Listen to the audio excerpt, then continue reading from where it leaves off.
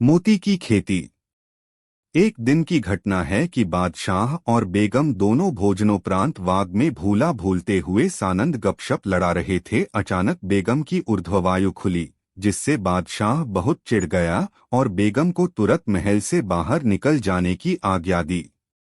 बेगम शहर से बाहर एक बाग में कैदी की सूरत में नजरबंद कर दी गई। बादशाह को वही धुन सवार थी। दूसरे दिन जब सवेरे दरबार लगा तो बादशाह ने सभासदों से पूछा, क्या कभी तुम लोगों को भी अधोवायु निकलती है?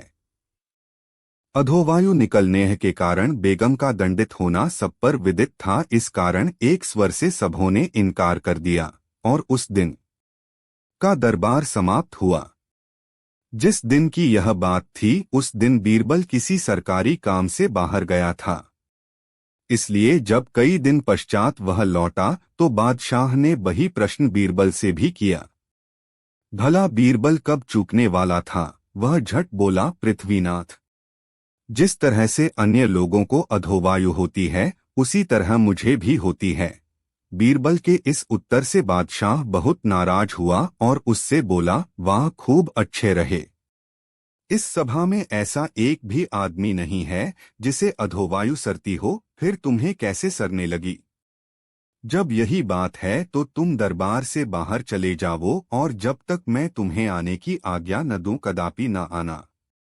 बीरबल हाजिर जवाब था, उसे उत्तर प्रत्युत्तर करने में हिचकिचाहट नहीं होती थी, परंतु मौका देखकर काम करना बुद्धिमानों का काम है।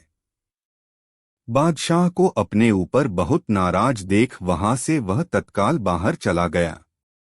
बेगम को नजरबंद हुए जब बहुत दिन हो गए तो एक दिन वह अपने नजरबंदी के कष्टों से ऊबकर बीरबल को बुलवाया और उससे आजिजी कर बोली, बीरचल, आपकी मदद के बिना मेरा उद्धार नहीं हो सकता। कोई तरकीब निकालकर मुझे इस निविड़ कैद से मुक्त करो। मेरा जीवन असंभव हो रहा है। बीरबल ने कहा, दूसरे की वकालत वही कर सकता है जो निर्दोष हो। मैं तो खुद हो तुम्हारे दोष में शामिल हूँ, तुम्हारी मदद कैसे कर सकता हूँ? बेगम बीरबल को भली भांति जानती थी, अतएव उसकी बात बीच में ही काटकर बोली, बीरबल, तुमको मैं भली भांति जानती हूँ। मेरा दृढ़ विश्वास है कि चाहे बादशाह तुमसे भले ही नाखुश हों, परंतु उनको मना लेना तुम्हारे बाएं हाथ का खेल है। बेगम की इस युक्तिसंगत बात को सुनकर बीरबल खुश होकर उसके कार्यसाधन के निमित्त 10,000 रुपये की मांग पेश की। उसे तत्क्षण 10,000 की थैली समर्पण की गई। बीरबल घर पहुंचकर एक सुनार को बुलवाया। वह अपने काम का बड़ा पक्का था। बीरबल उसको रुपए की एक थैली देकर बोला, सेठ जी, मुझे मोती मंडित सुवर्ण का एक जव की बाली दरकार है, इसलिए आप उत्तम 2 मोतियों को बाजार से संग्रह कर उन्हें सोने में इस प्रकार जड़ों की देखने में हूबहू जव की बाली ही जान पड़े। सुनार कुछ कालोपरांत एक उत्कृष्ट बाली बना लाया। बीरबल उसे देखकर बड़ा प्रसन्न हुआ और उसे कुछ द्रव्य इनाम में देकर विदा किया। आप उस बाली को लेकर बादशाह के महल की तरफ चला। दरबार में पहुंचते पहुंचते आधा दिन ढल गया।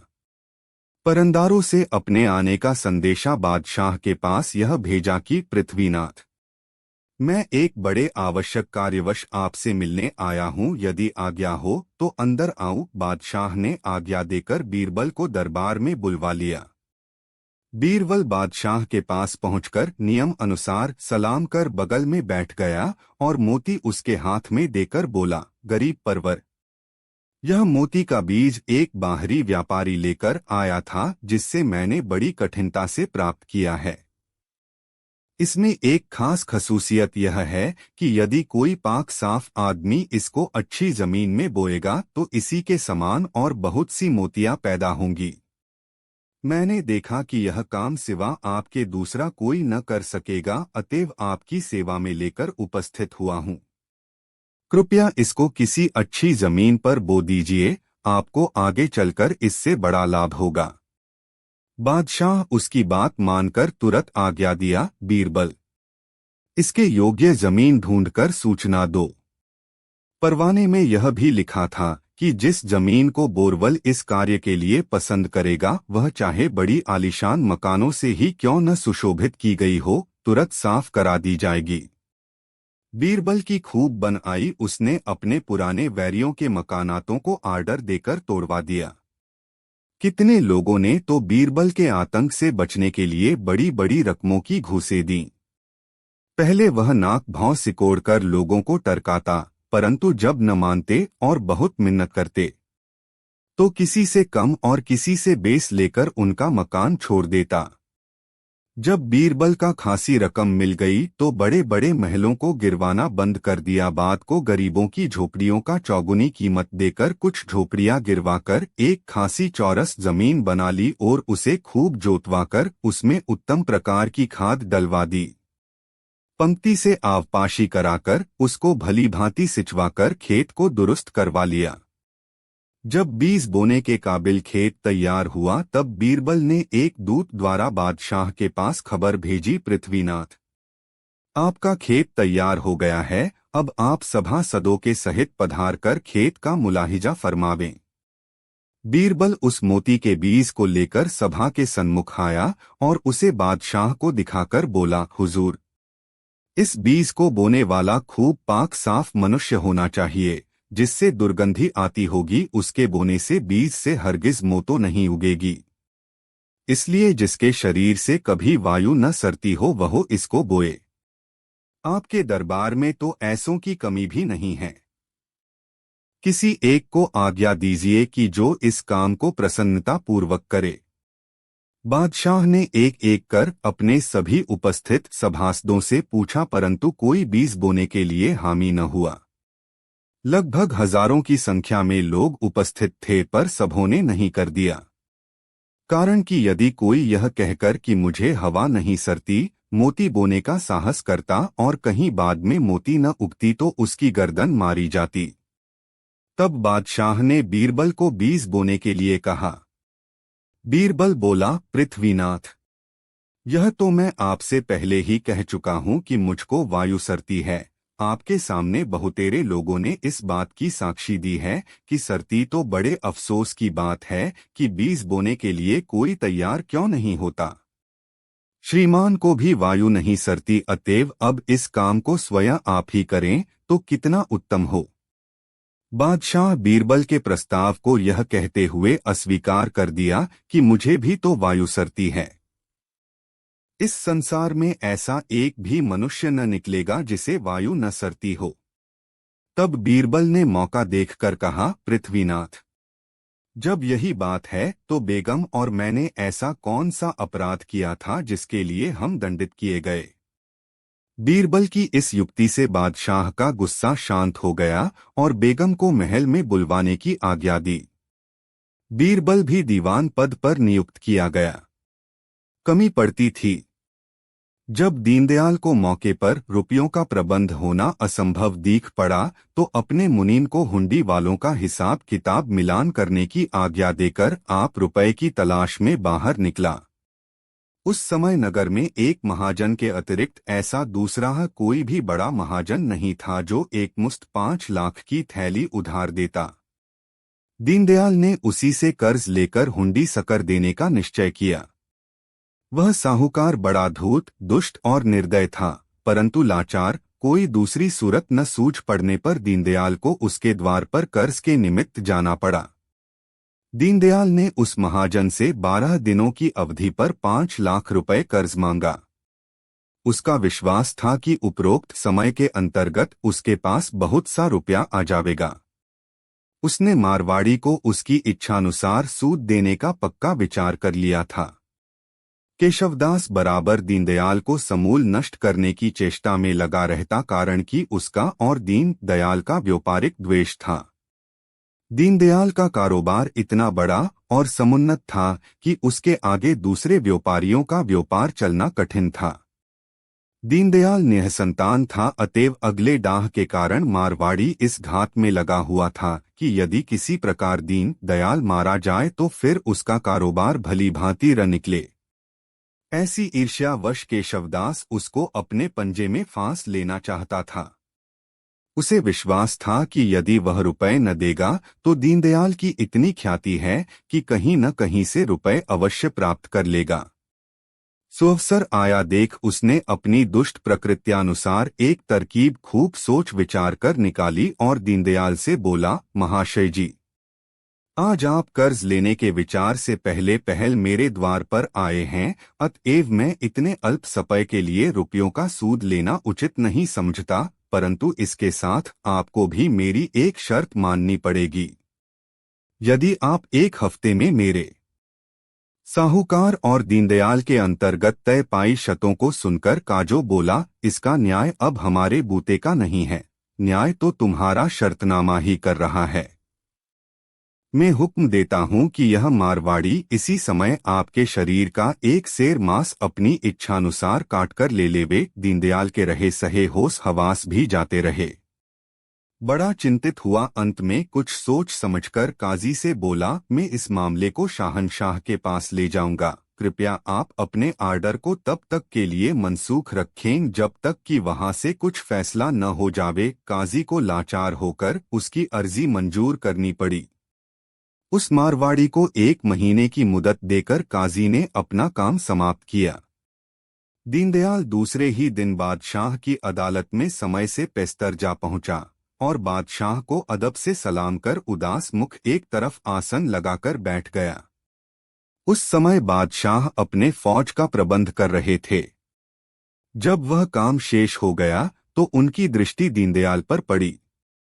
उसका चेहरा उतरा हुआ देखकर बादशाह ने उसके उदासी का कारण पूछा। दीनदयाल अपने और मारवाड़ी के बीच जो कुछ मामला चल रहा था ब्यौरेवार कहकर समझाया। यह एक नवीन घटना थी, सुनकर बादशाह दंग हो गया। वह इस सौदागर को भली भांति जानता था। वह दिल्ली नगर का बहुत प्राचीन व्यापारी था। उसने अनेक अवसरों पर अपना तन धन लगाकर सरकारी सहायता की थी, जिस कारण बादशाह को उसकी दशा पर बड़ी तरस आई और उसकी रक्षा का भार स्वयं अपने सिर लिया। तत्क्षण साहूकार को घर जाने की आज्ञा देकर आप दीवान खाने में पहुंचे। बीरबल स्वागत के लिए अपने आसन से उठ खड़ा हुआ और बादशाह उसकी बगल में एक कुर्सी पर जा बैठे। दोनों में अंतरंग गोष्ठी होने लगी। बादशाह बीरबल को दीनदयाल का सारा कच्चा चिट्ठा सुनाकर बोला, बीरबल, इस साहूकार का न्याय ऐसो युक्ति से करो जिसमें उसकी जान बचे और अन्याय भी न हो। मैं इसकी दयनीय दशा पर बड़ा चिंतित हो रहा हूं। बीरबल बोला, पृथ्वीनाथ, चिंता करने की कोई बात नहीं है, आपकी आज्ञा का यथोचित पालन करूंगा। उधर वे बीरबल को समझाकर अपनी सभा में पहुंचे। इधर बीरबल उसके छुटकारे की तरकीब सोचने लगा। एकाएक उसका चेहरा प्रफुल्लित हो गया और फिर अपने कार्य में दत्तचित्त हुआ। उधर केशवदास मारवाड़ी को भी नींद नहीं आती थी। वह तो दीनदयाल के पीछे हाथ धोकर पड़ा हुआ था। 5-6 दिनों की मोहलत देकर फिर बादशाह की अदालत में दावा दायर किया। शर्त के मुवाफिक अदालत दीनदयाल से उसके शरीर का एक सेर मांस दिलवा दे। बीरबल इस अभियोग का न्यायाधीश बनाया गया। वह बादशाह की आशा स्वीकार करते हुए बोला, पृथ्वीनाथ, मैं यथाशीघ्र इसका न्याय करने का प्रयत्न करूंगा। वह मारवाड़ी को एक ठौर बैठाकर दीनदयाल को बुलाने के लिए एक कर्मचारी को भेजा। जब आया तो उसे मारवाड़ी के सामने खड़ा कराकर बीरबल ने पूछा, क्या तुम्हें अपना रुपया लेना मंजूर नहीं है? मारवाड़ी रुपया लेना नहीं चाहता था, इससे साफ इनकार कर दिया। तब बीरबल ने कहा, मुझे काजी का फैसला शर्तनामे के बमूजिब स्वीकार है। आठ मारवाड़ी को हुक्म देता हूं कि सौदागर के शरीर से एक सेर मांस का टुकड़ा अपने हाथ से निकाल ले, परंतु ध्यान रहे, अगर टुकड़ा जरा भी छोटा बड़ा हुआ कि वह सकुटुंब जान से मारा जावेगा। घर बार तथा उसका सारा कोष उसी अपराध के कारण जब्त कर लिया जाएगा। इस विज्ञप्ति से मारवाड़ी दहल गया और उससे कुछ उत्तर देते न बना। बीरबल उसे चुप देखकर जवाब के लिए बार बार उत्तेजित करने लगा। तब वह बोला, दीवान जी, मुझे मांस लेने की ख्वाहिश नहीं है, मैं केवल 5 लाख रुपए लेकर अपने मामले को उठा लेना चाहता हूँ, सूद भी छोड़े देता हूँ। बीरबल ने कहा, यह हरगिज नहीं हो सकता, तुम्हें मांस का टुकड़ा ही लेना पड़ेगा, क्योंकि पहले तन साहूकार से रुपए लेना नामंजूर कर चुका है। यदि तू शर्तनामे के अनुसार मांस न लेगा तो राजाज्ञा भंग करने के अपराध में तुझे 7 लाख रुपए जुर्माने लगेंगे। इस बार खूब सोच समझकर उत्तर दो, दोनों बातों में किसे मंजूर करते हो और किसे नामंजूर? मारवाड़ी गर्दन नीची करके बोला, दीवान जी, मुझे कुछ भी नहीं चाहिए। बीरबल ने कहा, जो तू अब कुछ भी नहीं लेना चाहता तो तुझे पहले की राजाज्ञा न मानने के अपराध में 7 लाख रुपए दंड देने पड़ेंगे, और दूसरा अपराध यह है कि तूने दीनदयाल को कष्ट पहुंचाने की नीयत से उसके शरीर का मांस काट लेने की शर्त कराई थी। इस कारण 4 साल की सजा और भुगतनी पड़ेगी। मारवाड़ी का होश ठिकाने न रहा। राजदूत बीरबल की आज्ञा से उसे पकड़ लिए और वह उसी क्षण जेल खाने में बंद कर दिया गया। मारवाड़ी के घर वालों से 7 लाख रुपए वसूल किए गए। बीरबल के इस न्याय को सुनकर बादशाह बहुत प्रसन्न हुआ और बीरबल के बुद्धि की प्रशंसा की। चूंकि दीनदयाल नेकनीति कर पहले ही उसके पास रुपए भेज दिए था, इसलिए उसकी दुकान की प्रतिष्ठा रखने के लिए बादशाह ने उसको पारितोषिक देकर विदा किया। जो रुपए मारवाड़ी से दंड में लिए गए थे वह बीरबल को मिले। अकबर का चुनौतीपूर्ण सवाल और बीरबल की असाधारण चतुरा। अकबर के दरबार में हमेशा तरह तरह के सवाल और कठिनाइयां दरबारियों के सामने रखी जाती थीं। अकबर को हमेशा अपने दरबारियों की परीक्षा लेने में आनंद आता था और उन्हें अपने सबसे चतुर दरबारी बीरबल पर गर्व था। बीरबल की समझदारी और हाजिर जवाबी अकबर को बहुत पसंद थी, इसलिए वह अक्सर बीरबल से कठिन सवाल पूछकर उसकी बुद्धिमानी का परीक्षण करते थे। इस बार भी ऐसा ही कुछ हुआ। अकबर की चुनौती, कौन सा न्याय सबसे उत्तम है। एक दिन अकबर अपने दरबार में बैठे थे। दरबार का वातावरण गंभीर था, क्योंकि राजा ने सभी दरबारियों से एक नया प्रश्न पूछा था। अकबर ने कहा, हमारे साम्राज्य में सभी लोगों को न्याय मिलना चाहिए, पर मैं जानना चाहता हूँ, क्या कोई ऐसा न्याय है जो सबसे उत्तम और सर्वोत्तम है। मुझे बताओ कि इस दुनिया में सबसे अच्छा न्याय क्या है और उसे किस प्रकार प्रदान किया जा सकता है। यह सुनकर दरबार में सन्नाटा छा गया। सभी दरबारी सोच में पड़ गए। किसी को भी स्पष्ट रूप से उत्तर देने का साहस नहीं हो रहा था। कई दरबारियों ने अपने उत्तर दिए, लेकिन अकबर उनसे संतुष्ट नहीं हुए। तब उन्होंने बीरबल की ओर देखा और मुस्कुराते हुए कहा, बीरबल, मुझे पूरा विश्वास है कि तुम्हारे पास इस प्रश्न का उत्तर होगा। बताओ, सबसे उत्तम न्याय क्या है। बीरबल हमेशा की तरह आत्मविश्वास से भरे हुए थे। उन्होंने अकबर से कहा, जहांपनाह, आपके इस सवाल का उत्तर देने के लिए मुझे थोड़ा समय चाहिए। मैं इस प्रश्न का उत्तर कल दूंगा। अकबर ने सिर हिलाया और कहा, ठीक है बीरबल, कल हम सभी तुम्हारे उत्तर का इंतजार करेंगे। अगले दिन जब दरबार की कार्यवाही शुरू हुई, बीरबल ने अकबर से कहा, जहांपनाह, मेरे पास इस प्रश्न का उत्तर है, लेकिन मैं चाहता हूं कि आप मेरे साथ नगर भ्रमण पर चलें, ताकि मैं आपको सर्वोत्तम न्याय का उदाहरण दिखा सकूं। अकबर ने यह प्रस्ताव स्वीकार कर लिया और बीरबल के साथ अपने कुछ सेवकों को लेकर नगर भ्रमण पर निकल पड़े। बीरबल अकबर को नगर के विभिन्न हिस्सों में ले गए। वे एक गरीब गांव में पहुंचे जहां लोग बहुत ही कठिन परिस्थितियों में रह रहे थे। वहां उन्होंने देखा कि एक बूढ़ा आदमी अपने परिवार के लिए भोजन जुटाने की कोशिश कर रहा था। उसके पास कोई नौकरी नहीं थी और उसके परिवार के पास खाने के लिए पर्याप्त अन्न नहीं था। अकबर यह दृश्य देखकर सोच में पड़ गए।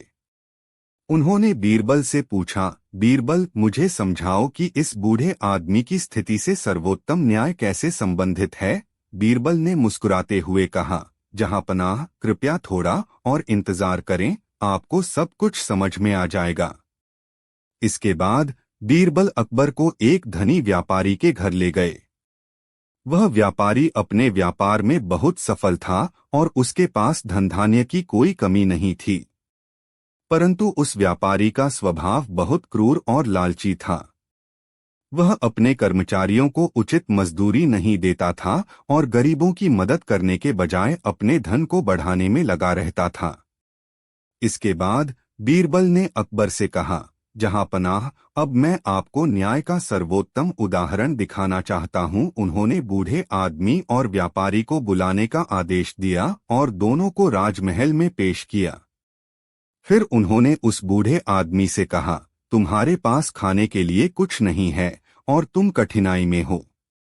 तुम्हें न्याय चाहिए और यही सबसे बड़ा न्याय है कि तुम अपने जीवन की जरूरतों को पूरा कर सको। बीरबल ने उस धनी व्यापारी की ओर देखा और कहा, तुम्हारे पास धन की कोई कमी नहीं है, लेकिन तुम्हारा दिल गरीबों की मदद के लिए तैयार नहीं है। तुम अपने कर्मचारियों का शोषण करते हो और अपना धन केवल खुद के लिए इस्तेमाल करते हो। लेकिन सच्चा न्याय यही है कि तुम्हारे धन का सही उपयोग हो। बीरबल ने व्यापारी को आदेश दिया कि वह उस बूढ़े आदमी और उसके परिवार की मदद करे। व्यापारी को मजबूर होकर बूढ़े आदमी को पर्याप्त धन और भोजन देना पड़ा। बूढ़ा आदमी खुश हो गया और उसने बीरबल को धन्यवाद दिया। अकबर ने यह सब देखा और उनकी आंखों में प्रशंसा के भाव थे। अकबर ने मुस्कुराते हुए कहा, बीरबल, अब मैं समझ गया हूं कि सबसे उत्तम न्याय वही है जिसमें किसी की जरूरत को पूरा किया जाए और अन्याय का अंत किया जाए। तुमने बहुत ही सरल और प्रभावी तरीके से हमें सिखाया कि न्याय क्या है। बीरबल ने कहा, जहांपनाह, न्याय का वास्तविक अर्थ वही है जिसमें सभी लोगों की जरूरतों को समझा जाए और उन्हें पूरा करने का प्रयास किया जाए। धनी और गरीब दोनों को समान रूप से देखा जाना चाहिए और किसी के साथ अन्याय नहीं होना चाहिए। न्याय का मतलब केवल कानून का पालन नहीं है, बल्कि मानवीय दृष्टिकोण से हर किसी की मदद करना भी है। बीरबल ने आगे कहा, राजा का धर्म है कि वह अपने राज्य के सभी नागरिकों को समान दृष्टि से देखे और उनकी सभी जरूरतों का ध्यान रखे। एक राजा को यह देखना चाहिए कि उसकी प्रजा में कोई भी भूखा न सोए और किसी के साथ अन्याय न हो। गरीब और धनी में कोई भेदभाव नहीं होना चाहिए। यही सच्चा न्याय है। अकबर ने बीरबल की बातों को ध्यान से सुना और उनके इस दृष्टिकोण की सराहना की। उन्होंने कहा, बीरबल, तुमने मुझे न्याय का वास्तविक अर्थ समझाया है।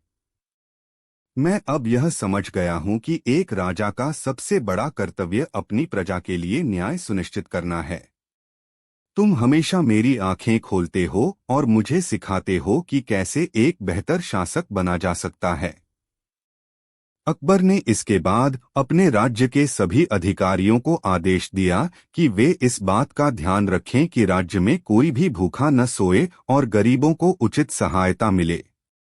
उन्होंने अपने राज्य के धनी व्यापारियों से भी आग्रह किया कि वे अपने समाज की जरूरतों को समझें और गरीबों की मदद करने में आगे आएं। इस घटना के बाद अकबर और बीरबल की यह कहानी पूरे। यहाँ एक विस्तृत और रोचक अकबर और बीरबल की कहानी प्रस्तुत है, जिसमें उनकी बुद्धिमानी और चतुराई का अद्भुत मिश्रण है।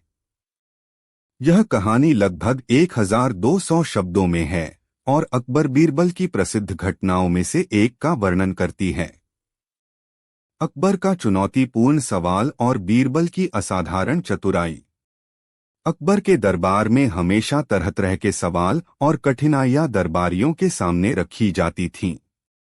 अकबर को हमेशा अपने दरबारियों की परीक्षा लेने में आनंद आता था और उन्हें अपने सबसे चतुर दरबारी बीरबल पर गर्व था। बीरबल की समझदारी और हाजिर जवाबी अकबर को बहुत पसंद थी, इसलिए वह अक्सर बीरबल से कठिन सवाल पूछकर उसकी बुद्धिमानी का परीक्षण करते थे। इस बार भी ऐसा ही कुछ हुआ। अकबर की चुनौती, कौन सा न्याय सबसे उत्तम है।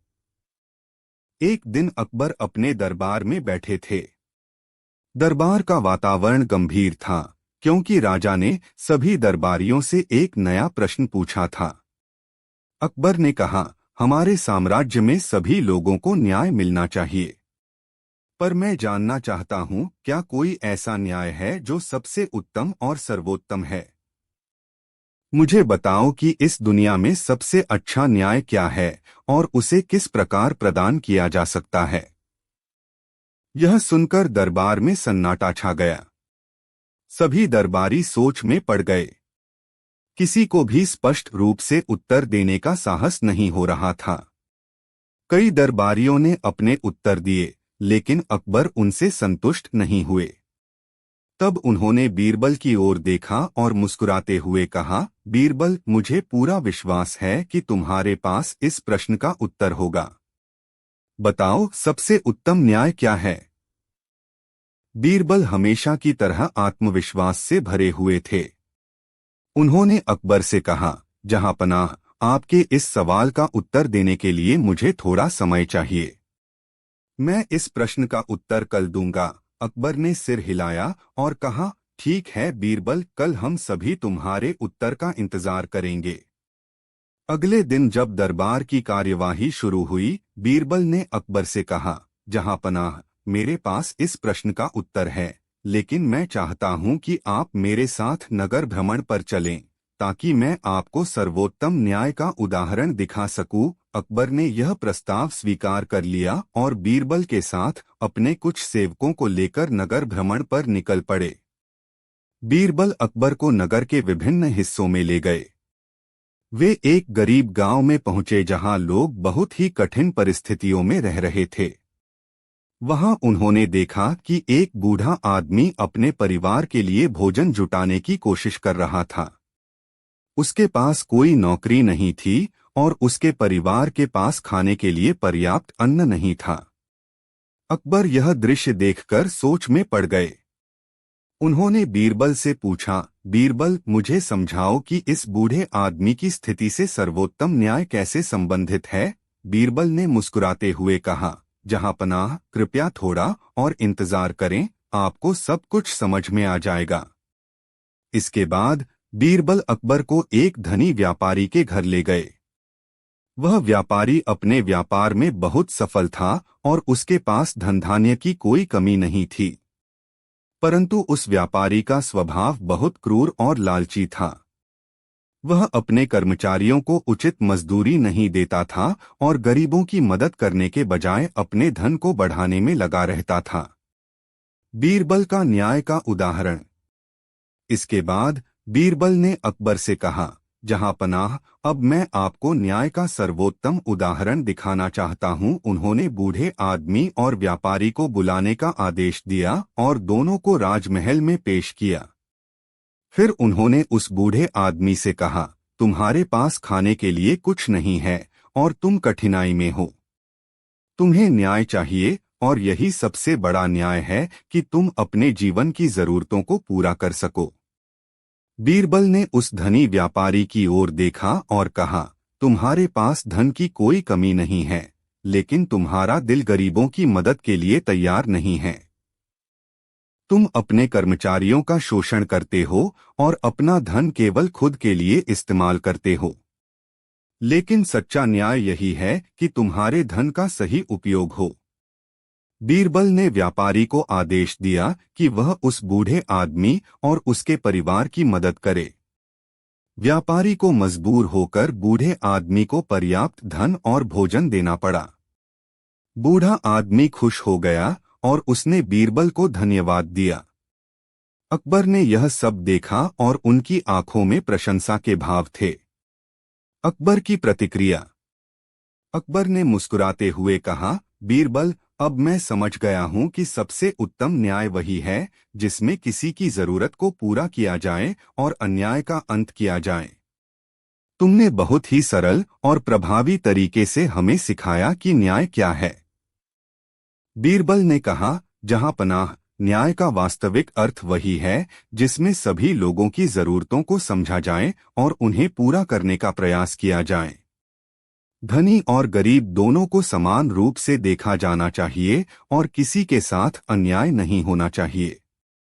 न्याय का मतलब केवल कानून का पालन नहीं है, बल्कि मानवीय दृष्टिकोण से हर किसी की मदद करना भी है। सामाजिक न्याय और राजा का धर्म। बीरबल ने आगे कहा, राजा का धर्म है कि वह अपने राज्य के सभी नागरिकों को समान दृष्टि से देखे और उनकी सभी जरूरतों का ध्यान रखे। एक राजा को यह देखना चाहिए कि उसकी प्रजा में कोई भी भूखा न सोए और किसी के साथ अन्याय न हो। गरीब और धनी में कोई भेदभाव नहीं होना चाहिए। यही सच्चा न्याय है।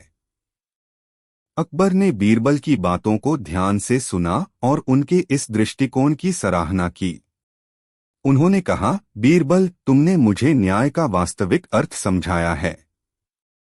मैं अब यह समझ गया हूं कि एक राजा का सबसे बड़ा कर्तव्य अपनी प्रजा के लिए न्याय सुनिश्चित करना है। तुम हमेशा मेरी आंखें खोलते हो और मुझे सिखाते हो कि कैसे एक बेहतर शासक बना जा सकता है।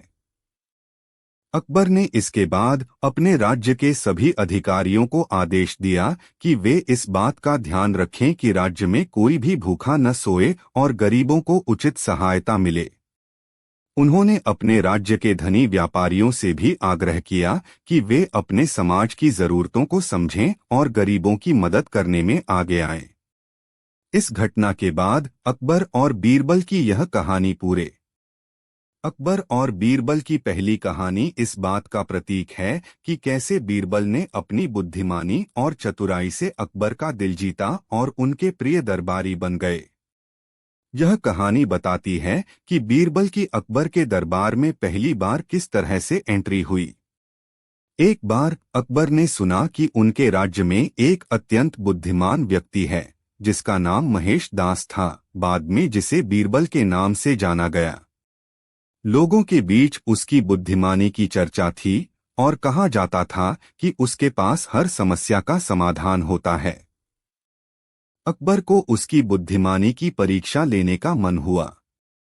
उन्होंने अपने कुछ सिपाहियों से कहा कि वे महेश दास को दरबार में ले आएं।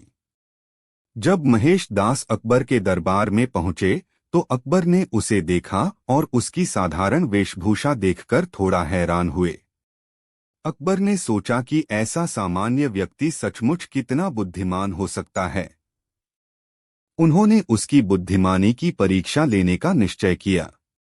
अकबर ने महेश दास को देखकर कहा, हमने सुना है कि तुम बहुत बुद्धिमान हो। अगर तुम हमारी 3 शर्तें पूरी कर सको तो हम तुम्हें दरबार में जगह देंगे। महेश दास ने झुककर कहा, जहांपनाह, मुझे आपकी शर्तें स्वीकार हैं। कृपया बताएं, क्या शर्तें हैं? अकबर ने एक बड़ी लकड़ी की छड़ी मंगवाई और कहा, यह छड़ी तुम्हें किसी से छोटी भी करनी है और काटनी भी नहीं है। दरबारियों ने सोचा कि यह असंभव है, लेकिन महेश दास मुस्कुराए और बोले, जहांपनाह, यह बहुत आसान है। महेश दास ने दरबार में खड़े होकर एक और बड़ी छड़ी मंगवाई और उसे पहली छड़ी के बगल में रख दिया। अब पहली छड़ी छोटी दिख रही थी और महेश दास ने बिना किसी काट छांट के ही उसे छोटा कर दिखाया। अकबर मुस्कुरा उठे और उन्होंने दूसरे सवाल की ओर बढ़ने का निश्चय किया। अकबर ने फिर कहा, हम चाहते हैं कि तुम बिना किसी मदद के मेरे पास आओ, लेकिन तुम्हारे पैरों को जमीन से स्पर्श नहीं होना चाहिए। महेश दास ने यह सुना और थोड़ी देर सोचा। फिर वह मुस्कुराए और पास खड़े 2 सिपाहियों को अपने पास बुलाया। उन्होंने कहा कि वे उसे अपनी कंधों पर उठाकर अकबर के पास ले जाएं। इस तरह महेश दास ने बिना जमीन को छुए अकबर के पास पहुंचना सफल कर दिखाया। अकबर उनकी चतुराई से बेहद प्रभावित हुए। अकबर ने तीसरी शर्त के रूप में कहा, तुम्हें हमारे प्रश्नों का उत्तर देना होगा और उत्तर इतना प्रभावी होना चाहिए कि हम पूरी तरह से संतुष्ट हो जाएं। मेरा सवाल है, इस राज्य का सबसे बड़ा सत्य क्या है? महेश दास ने बिना किसी देरी के उत्तर दिया, जहांपनाह, इस राज्य का सबसे बड़ा सत्य है आपका न्याय। राजा का न्याय ही राज्य को सुरक्षित और खुशहाल बनाता है। अगर राजा न्यायप्रिय है तो राज्य में सुख शांति बनी रहती है और यही सबसे बड़ा सत्य है।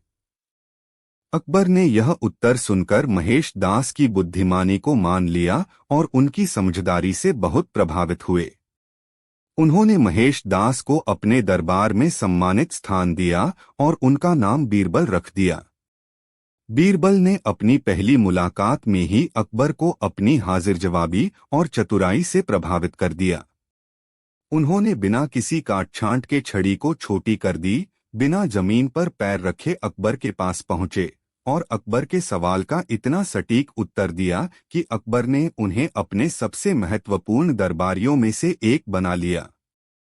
इस घटना के बाद बीरबल अकबर के सबसे विश्वसनीय और प्रिय सलाहकार बन गए। उनकी बुद्धिमानी ने न केवल अकबर का दिल जीता बल्कि पूरे राज्य में उन्हें एक विशेष स्थान दिलाया। बीरबल और अकबर की जोड़ी अब इतिहास में प्रसिद्ध है और उनकी कहानियां आज भी लोगों को प्रेरणा देती हैं। इस प्रकार बीरबल की पहली कहानी हमें यह सिखाती है कि बुद्धिमानी और चतुराई से हम किसी भी चुनौती का सामना कर सकते हैं। बीरबल ने अपनी हाजिर जवाबी से साबित किया कि केवल ज्ञान ही नहीं बल्कि त्वरित विचारशीलता भी महत्वपूर्ण है। अकबर और बीरबल की दूसरी कहानी भी उतनी ही दिलचस्प और मनोरंजक है, जिसमें बीरबल अपनी बुद्धिमानी और हाजिर जवाबी से दरबारियों और अकबर को प्रभावित करते हैं। इस कहानी में अकबर ने बीरबल से एक चुनौती भरा सवाल पूछा था और बीरबल ने अपने चतुराई से उसका शानदार जवाब दिया। एक दिन अकबर अपने दरबार में बैठे हुए थे और अचानक उनके मन में एक सवाल आया। उन्होंने अपने दरबारियों की ओर देखते हुए कहा, इस पूरे राज्य में सबसे ताकतवर कौन है? यह सवाल सुनकर सभी दरबारी सोच में पड़ गए। किसी ने कहा कि सबसे ताकतवर राजा है, किसी ने कहा कि सेना सबसे ताकतवर है और किसी ने अपनी राय में राजा के मंत्रियों को सबसे ताकतवर बताया। अकबर उन सभी के उत्तरों से संतुष्ट नहीं थे। तब उन्होंने बीरबल से पूछा, बीरबल तुम बताओ, हमारे राज्य में सबसे ताकतवर कौन है? बीरबल ने थोड़ा सोचा और फिर मुस्कुराते हुए कहा, जहांपनाह, आपके सवाल का जवाब इतना सरल नहीं है, लेकिन मैं कोशिश करूंगा कि इसे समझा सकूं। कृपया मुझे एक दिन का समय दीजिए ताकि मैं इस सवाल का सही उत्तर दे सकूं। अकबर ने उसकी बात मान ली और बीरबल को एक दिन का समय दे दिया। अगले दिन बीरबल दरबार में आए और उन्होंने अकबर से कहा, जहांपनाह, आज मैं आपके सवाल का जवाब देने के लिए एक छोटा सा नाटक प्रस्तुत करूंगा। कृपया मेरे साथ चलिए। अकबर ने बीरबल का प्रस्ताव स्वीकार कर लिया और दरबार के सभी दरबारी भी उनके साथ चल पड़े। बीरबल उन्हें नगर के एक ऐसे हिस्से में ले गए जहां लोग अपने कामों में व्यस्त थे। वहां उन्होंने एक दूध बेचने वाले व्यक्ति को देखा जो अपने गधे पर दूध के बर्तन लादे हुए था। बीरबल ने अकबर से कहा, जहांपनाह, कृपया इस दृश्य को ध्यान से देखें। बीरबल ने दूध वाले से कहा, कृपया अपने गधे से दूध के बर्तन उतारिए। दूध वाला हैरान हो गया, लेकिन उसने बीरबल का आदेश मान लिया और बर्तन उतार दिए। फिर बीरबल ने गधे को वहां से हटने का आदेश दिया, लेकिन गधा अपनी जगह से हिला तक नहीं। बीरबल ने फिर दूध वाले से कहा, अब इस गधे को यहाँ से हटाओ। दूध वाले ने गधे को बहुत प्रयास किया, लेकिन गधा हिलने का नाम नहीं ले रहा था। तब बीरबल ने गधे के कान में कुछ फुसफुसाया और गधा तुरंत अपनी जगह से हट गया। यह देखकर अकबर और सभी दरबारी हैरान रह गए। अकबर ने पूछा, बीरबल, तुमने गधे के कान में ऐसा क्या कहा जो वह तुरंत हिल गया? बीरबल ने मुस्कुराते हुए कहा, जहांपनाह, मैंने गधे से कहा कि अगर तुम यहाँ से नहीं हिले तो तुम्हें सजा दी जाएगी। और सजा का नाम सुनते ही गधा डर गया और तुरंत हिल गया। इसके बाद बीरबल ने अकबर से कहा, जहांपनाह, इस पूरी घटना से हमें यह समझ में आता है कि सबसे ताकतवर कौन है। केवल शारीरिक शक्ति से ही कोई ताकतवर नहीं होता। असली ताकत होती है बुद्धिमानी, और एक समझदार व्यक्ति ही सबसे ताकतवर होता है। यहाँ मैंने गधे के साथ जो किया वह बुद्धिमानी का उपयोग था, न कि शारीरिक शक्ति का। अकबर ने बीरबल की इस चतुराई को समझा और उनकी बुद्धिमानी की सराहना की। उन्होंने कहा, बीरबल, तुमने साबित कर दिया है कि असली ताकत शारीरिक शक्ति में नहीं बल्कि बुद्धि और चतुराई में होती है। इस प्रकार बीरबल ने अकबर और उनके दरबारियों को यह सिखाया कि सबसे ताकतवर वह व्यक्ति होता है जो बुद्धिमान होता है और सही समय पर सही निर्णय ले सकता है। केवल शारीरिक शक्ति से कोई ताकतवर नहीं बन सकता, बल्कि सच्ची ताकत बुद्धिमानी और समझदारी में होती है। बीरबल की इस चतुराई से अकबर बहुत प्रभावित हुए और उन्होंने बीरबल को हमेशा अपने सबसे खास दरबारी के रूप में सम्मानित किया। अकबर और बीरबल की कहानियां अनगिनत हैं, जिनमें बीरबल अपनी समझदारी और चतुराई से अकबर और दरबारियों को प्रभावित करते हैं। यहाँ एक और मजेदार कहानी प्रस्तुत है, जिसमें बीरबल ने अपनी चतुराई का अनोखा उदाहरण प्रस्तुत किया है। एक दिन अकबर और बीरबल बाग में टहल रहे थे। अचानक अकबर का मन आम खाने का हुआ। बाग में बहुत सारे आम के पेड़ थे और उनमें से एक पेड़ पर पके हुए आम लगे हुए थे। अकबर ने एक सेवक से कहा कि वह एक पका हुआ आम तोड़कर लाए। सेवक ने तुरंत एक आम तोड़कर अकबर को दे दिया। अकबर ने आम को काटकर आधा हिस्सा बीरबल को दिया और आधा खुद खाने लगे। जब उन्होंने आम का स्वाद चखा तो उन्हें वह आम बेहद स्वादिष्ट लगा। वह बोले, वाह, यह आम बहुत ही मीठा और स्वादिष्ट है।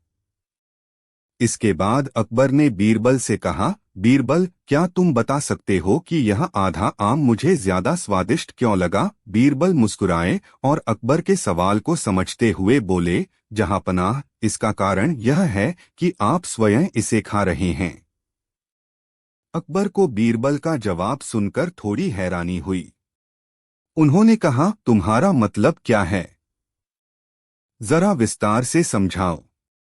बीरबल ने समझाया, जहांपनाह, जब हम स्वयं किसी चीज का उपभोग करते हैं तो वह हमें हमेशा ज्यादा अच्छी लगती है। यह हमारी अपनी सोच और हमारे मन का प्रभाव है।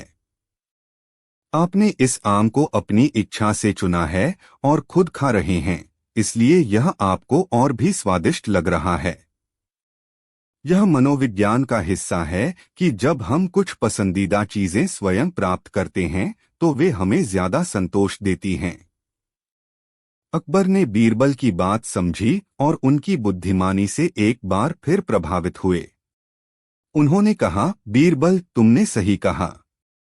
यह मनुष्य का स्वभाव है कि जो चीजें वह खुद अपने लिए चुनता है उसे वे और भी प्रिय लगती हैं। अकबर ने इस घटना से एक महत्वपूर्ण सीख ली। उन्होंने महसूस किया कि हमें अपनी इच्छाओं को समझना चाहिए और उनके प्रति सही दृष्टिकोण अपनाना चाहिए। बीरबल ने न केवल अकबर को एक साधारण सवाल का उत्तर दिया, बल्कि उन्हें मानव मन की गहराई और उसकी सोच के बारे में भी सिखाया। इस प्रकार अकबर और बीरबल की यह कहानी हमें यह सिखाती है कि जीवन में हमारी सोच और दृष्टिकोण का कितना महत्व है। हमारे मन की सोच का हमारी इच्छाओं और हमारी खुशी पर गहरा प्रभाव पड़ता है। बीरबल ने अपनी चतुराई से न केवल अकबर को बल्कि सभी दरबारियों को भी इस सच्चाई से अवगत कराया। अकबर ने बीरबल की बुद्धिमानी की एक बार फिर सराहना की और अपने राज्य में लोगों के जीवन में खुशहाली लाने के लिए इस बात का ध्यान रखने का निश्चय किया। अकबर और बीरबल की कहानियां भारतीय इतिहास में प्रसिद्ध हैं। ये कहानियां मुगल सम्राट अकबर और उनके प्रिय दरबारी बीरबल के बीच की बातचीत और घटनाओं पर आधारित हैं, जिनमें बीरबल अपनी बुद्धिमानी और चतुराई से कठिन समस्याओं का समाधान करते हैं। अकबर को बीरबल की हाजिर जवाबी और तेज दिमाग बहुत पसंद था और यही वजह थी कि बीरबल अकबर के दरबार के सबसे प्रिय दरबारी बने। यहाँ अकबर और बीरबल की 3 और मजेदार और शिक्षाप्रद कहानियां दी गई हैं। एक बार अकबर ने सपना देखा कि उनके सारे दांत गिर गए हैं। उन्होंने अपने दरबार में सबसे बड़े ज्योतिषी को बुलवाया और अपने सपने का मतलब जानना चाहा। ज्योतिषी ने सपना सुनकर कहा, जहां पनाह, यह सपना अशुभ है। इसका मतलब है कि आपके परिवार के सभी सदस्य आपसे पहले मर जाएंगे। यह सुनकर अकबर बहुत नाराज हो गए और उन्होंने ज्योतिषी को सजा देने का आदेश दिया। फिर अकबर ने बीरबल को बुलाया और उनसे अपने सपने का मतलब पूछा। बीरबल ने सोचा और फिर मुस्कुराते हुए कहा, जहां पनाह, आपके सपने का मतलब है कि आप अपने परिवार के सभी सदस्यों से अधिक समय तक जीवित रहेंगे। अकबर बीरबल के इस उत्तर से बहुत खुश हुए, क्योंकि बात तो वही थी, परंतु बीरबल ने उसे सकारात्मक रूप में पेश किया। सीख शब्दों का चुनाव बहुत महत्वपूर्ण होता है। एक ही बात को अलग ढंग से कहने से उसका अर्थ बदल सकता है। एक दिन अकबर ने बीरबल से कहा कि वे उन्हें राज्य में सबसे बड़ी मूर्खता दिखाएं। बीरबल ने अकबर से कुछ दिन का समय मांगा। कुछ दिन बाद बीरबल ने अकबर को राज्य के एक हिस्से में ले जाकर एक व्यक्ति से मिलवाया। वह व्यक्ति एक कुएं में रस्सी बांधकर उसे खींच रहा था। अकबर ने हैरानी से पूछा, यह व्यक्ति क्या कर रहा है? बीरबल ने मुस्कुराते हुए कहा, जहां पनाह, यह व्यक्ति अपने गधे को कुएं से पानी पिलाने की कोशिश कर रहा है। अकबर ने देखा कि गधा कुएं के पास नहीं था और आदमी रस्सी खींचने में व्यस्त था। उन्होंने हंसते हुए कहा, यह वाकई बहुत मूर्खतापूर्ण है। सीख बिना सोचे समझे किया गया कार्य मूर्खता का उदाहरण हो सकता है। एक दिन एक व्यक्ति दरबार में आया और बोला, जहां पनाह, मेरे पड़ोसी ने मेरा कीमती हार चुरा लिया है।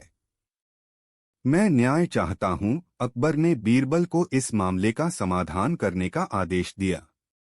बीरबल ने सभी दरबारियों को एक लंबी रस्सी लाने को कहा और फिर सभी संदिग्धों को बुलवाया। बीरबल ने कहा, यह रस्सी जादुई है। जो भी चोर होगा, उसकी तरफ से इस रस्सी का टुकड़ा 1 इंच बड़ा हो जाएगा। उन्होंने सभी से कहा कि वे इस रस्सी को रात भर अपने पास रखें और अगली सुबह दरबार में लाएं। अगली सुबह सभी संदिग्ध दरबार में आए और अपनी अपनी रस्सी दिखाई। बीरबल ने देखा कि एक व्यक्ति की रस्सी 1 इंच छोटी थी। उसने डर के मारे रात में रस्सी का 1 इंच काट दिया था, ताकि उसे चोर साबित न किया जाए। बीरबल ने तुरंत उसे चोर घोषित कर दिया और अकबर ने उसकी सजा का आदेश दिया। चोर हमेशा डरता है और खुद को बचाने के चक्कर में गलती कर बैठता है। बीरबल ने अपनी बुद्धिमानी से चोर को पकड़ लिया। इन कहानियों से पता चलता है कि बीरबल अपनी बुद्धिमत्ता और त्वरित सोच से हर समस्या का हल निकाल सकते थे। यही वजह थी कि अकबर उन्हें अपने सबसे प्रिय सलाहकार मानते थे। अकबर और बीरबल की कहानियां भारतीय संस्कृति में बहुत प्रसिद्ध हैं। इनमें बीरबल की चतुराई और बुद्धिमानी के किस्से शामिल होते हैं, जो न केवल मनोरंजक होते हैं बल्कि शिक्षा भी देते हैं। यहाँ एक मजेदार अकबर बीरबल की कहानी दी गई है। एक बार सर्दियों के मौसम में अकबर और बीरबल बाग में टहल रहे थे। बहुत ठंड थी और अकबर ने मजाक में बीरबल से कहा, बीरबल, कोई ऐसा व्यक्ति है जो इस ठंड में रात भर नदी के ठंडे पानी में खड़ा रह सके? मैं उसे अच्छा इनाम दूंगा। बीरबल ने तुरंत उत्तर दिया, जहां पनाह, हाँ, ऐसा व्यक्ति है। अगर आप इनाम देने का वादा करें तो मैं एक व्यक्ति को रात भर पानी में खड़ा होने के लिए तैयार कर सकता हूं। अकबर ने हंसते हुए कहा, ठीक है, अगर कोई यह कर दिखाए तो मैं उसे इनाम दूंगा। बीरबल ने अगले दिन एक गरीब व्यक्ति को बुलाया जो पैसों के लिए कुछ भी करने को तैयार था। उसे बीरबल ने समझाया और अगले दिन वह व्यक्ति नदी में रात भर खड़ा रहा। सुबह होते ही उसे दरबार में पेश किया गया। अकबर ने उससे पूछा, तुमने इतनी ठंड में कैसे रात गुजारी? उस व्यक्ति ने कहा, जहां पनाह, नदी के किनारे एक दूर जलती हुई दीपक की लौ को देखता रहा और उससे मुझे हिम्मत मिलती रही। यह सुनकर अकबर ने कहा, ओह, तो तुमने दीपक की गर्मी से खुद को गर्म रखा। इसका मतलब है कि तुमने धोखा किया है, इसलिए तुम्हें इनाम नहीं मिलेगा। यह सुनकर गरीब व्यक्ति उदास हो गया और बीरबल के पास गया। बीरबल ने उसकी बात सुनी और अकबर को सबक सिखाने की सोची। अगले दिन बीरबल दरबार में नहीं आए। अकबर ने बीरबल के बारे में पूछा तो उन्हें बताया गया कि बीरबल अपने घर पर खिचड़ी पका रहे हैं। यह सुनकर अकबर को अजीब लगा और वे खुद बीरबल के घर पहुंचे। वहां उन्होंने देखा कि बीरबल ने एक लंबी छड़ी पर एक बर्तन लटकाया हुआ था और नीचे जमीन पर एक छोटा सा दीपक जल रहा था। अकबर ने हंसकर पूछा, बीरबल, इस छोटे दीपक से खिचड़ी कैसे पक सकती है? बीरबल ने मुस्कुराते हुए कहा, जहां पनाह, जैसे दूर जलती दीपक की लौ से यह खिचड़ी पक सकती है, वैसे ही मेरे मित्र ने भी उसी दीपक की गर्मी से अपनी रात गुजारी थी। अकबर समझ गए कि उन्होंने उस गरीब व्यक्ति के साथ अन्याय किया है। उन्होंने तुरंत उस व्यक्ति को बुलवाया और उसे इनाम दिया। साथ ही उन्होंने बीरबल की बुद्धिमानी की सराहना भी की।